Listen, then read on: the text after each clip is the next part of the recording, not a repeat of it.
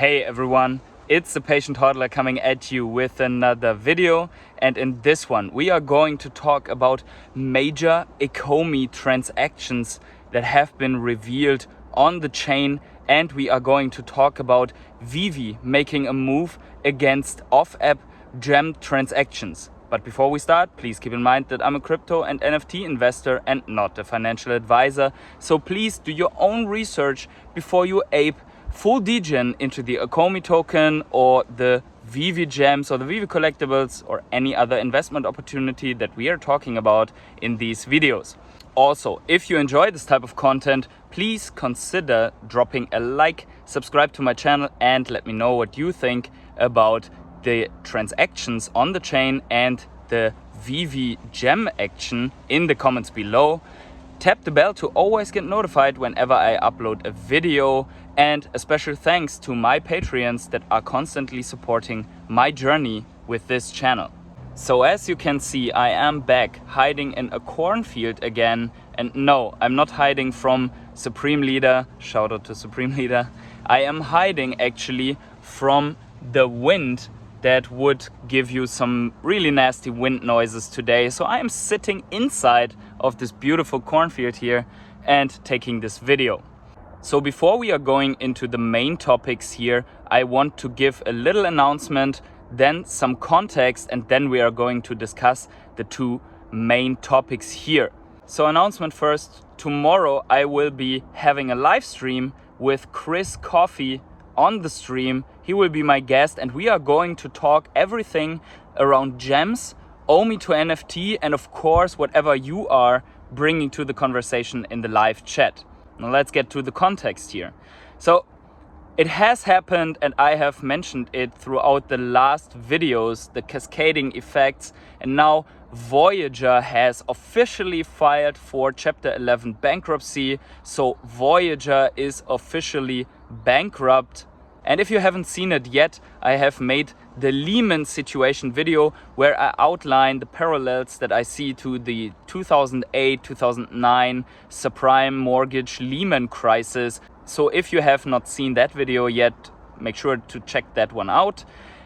So much to say only that Voyager has been in trouble since Three Arrows Capital has defaulted on that major loan of $660 million roundabout, comprising of $350 million of USDC stablecoin and 15,000 Bitcoin roughly.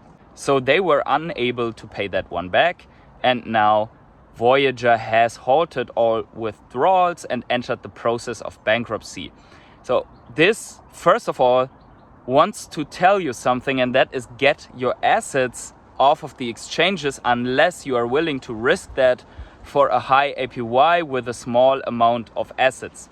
Not financial advice, but that is what I would do at the moment. That is also the reason why I have removed all of my Ecomi from Ascendex, because staking reward is only 2%, but that is definitely not worth risking millions of Ecomi. Although I only own 1.3 million of Ecomi currently, still looking to build that position up in the future, but still I wouldn't risk it for this percentage.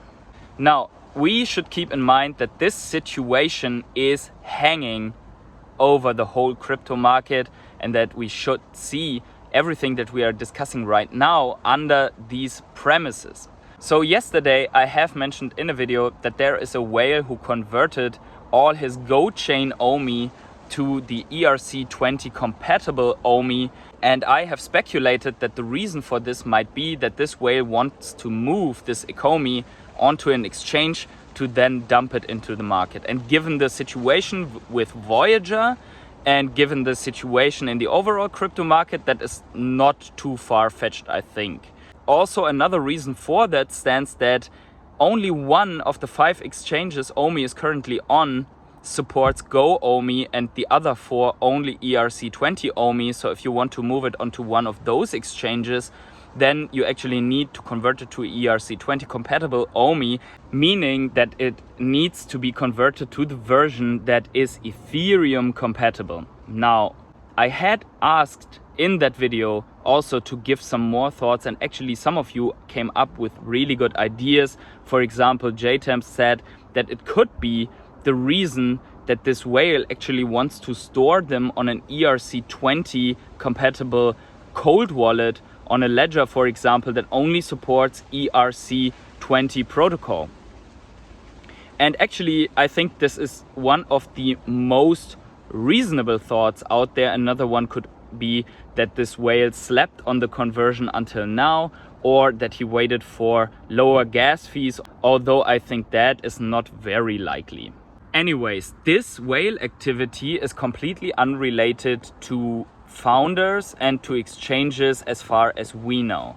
Now, the next one is today in the morning, we have seen another big transaction, about 4 billion Ecomi. I have tweeted about this, and actually Jason, who has kept a close eye on the chain and always keeps an eye on the data, has pointed out that the wallets that are linked to this big transaction are actually from Bitforex, and the theory is that Bitforex is moving another big chunk of OMI to ERC20 to facilitate the processes on their exchange. So that is not a transaction that we need to look closer to, because that would be something completely unproblematic. But then there is another chain of transactions that also has appeared today that actually Xavi Torres made aware of, and that is in total 102 transactions, and everything together would be around 4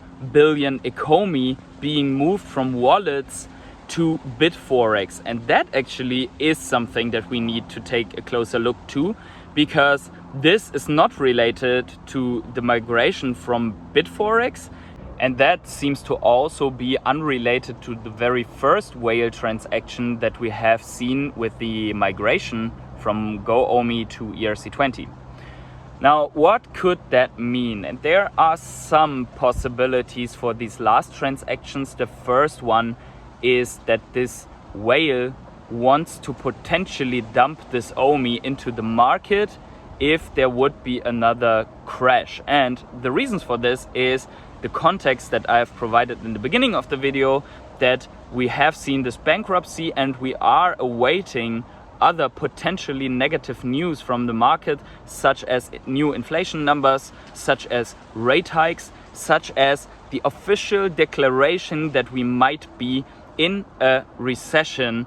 And if I'm not mistaken, the official indicator for us all being in a recession, in a global recession, is that the GDP of whatever country, and mainly the US, is in a negative growth state in 2 consecutive quarters.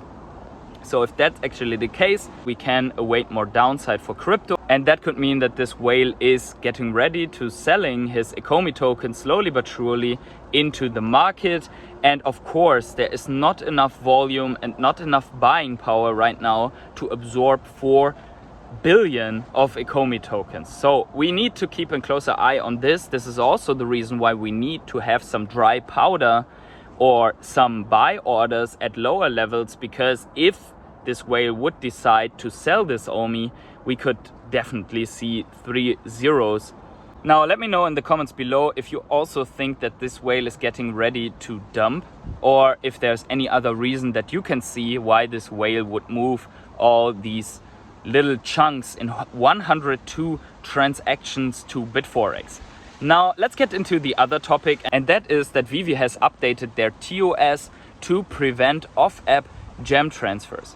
Before, officially, gem transfers were not illegal, therefore selling a collectible at a crazy high price to someone so that you get these gems, and therefore giving that person outside of the Veve app money. And actually Veve has also gotten a share of this by the licensor fees and by the Veve fees, but obviously it's not in the best interest of the Veve app that these gems are constantly being recycled, because the gem price off app was between 0.3 at the worst times when you could still transfer gems between the apps, then 0.5, 0.6, now 0.77, but it's just not a good look for the overall app if the gem is actually not valued at $1. So they wanted to get control over the gem price and the gem pegging again, and I think overall this intent is very good. It seems that they have updated the TOS at the 4th of July.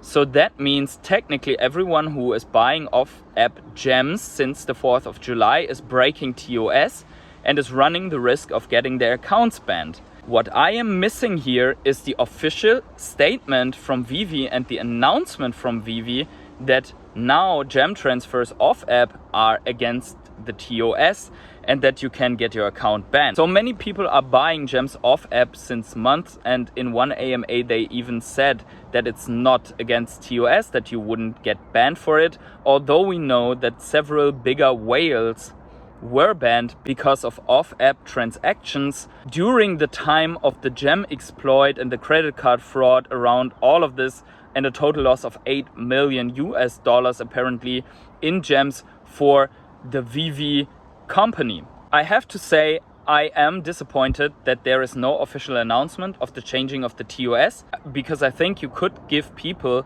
a heads up that this has changed and that they would get banned now if they perform any other off-app money transactions to get gems cheaper within the app. Therefore, I truly recommend to you all that you do not buy any gems anymore off-app. Obviously not financial advice or so, but still an advice, because I don't want that you get your accounts banned. I have seen since more than 8 months what this does to a person, especially when it's completely unjustified and when it's completely without their wrongdoing.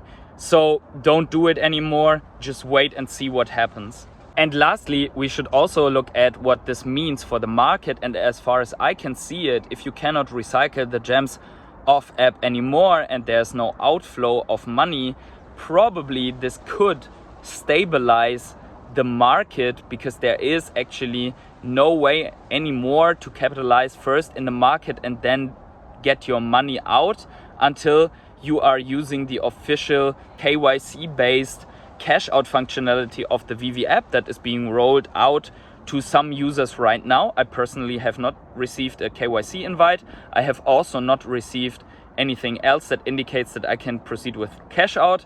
To be honest, I only want that to be able to show you guys how it works, because I'm not planning to cash out anything from the app right now.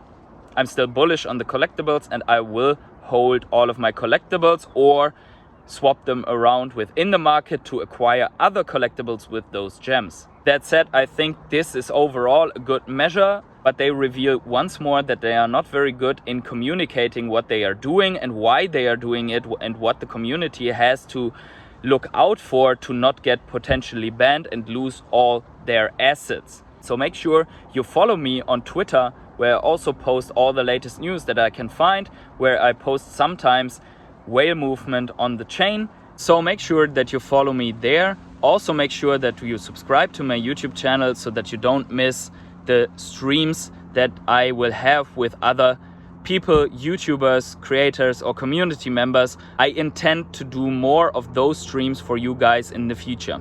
But with that said, I'm already at the end of this little video. Please let me know in the comments below what you think about these topics, and wherever you are on the world, have yourselves a great morning, evening, day, night or afternoon. Sit in a cornfield, and see you in the next video.